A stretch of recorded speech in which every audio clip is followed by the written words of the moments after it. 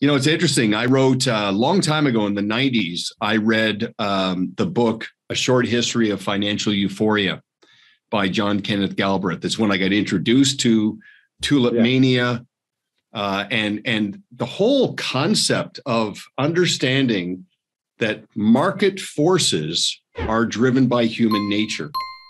And last time you and I were talking, you brought up this element around annuities. And I've proven that out talking to advisors since that last chat.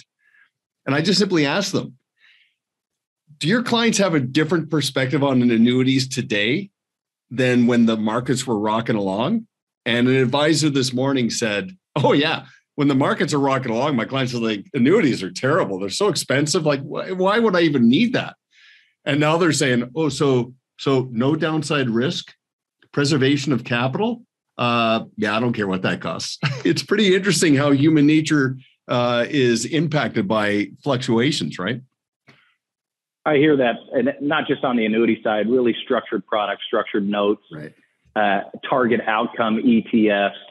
That's where, and you can just look at inflows. We come from a fortunate perspective at First Trust that I get to see where people are speaking with their dollars. And that whole idea of, once again, understanding the current needs of the investor. And if those needs are more predictability, then that predictability is going to come from a few structured type investment products that limit downside type protection. So yeah, I'm not surprised. It's so interesting. Like I now have clients that are mirroring our philosophy and approach back on me, because I said to an advisor not long ago, I said, what do you manage? And he got it. Like, he knew it was a trick question. He said, yeah, I manage money, but I also manage a business that creates a consistent client experience. And I manage people. I manage expectations. I manage how they interpret external forces. I manage how they perceive me and describe me to others.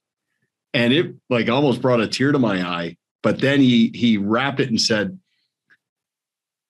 and he just said to me, he goes, but what my clients really like when I say risk management and wealth management have to be hand in glove.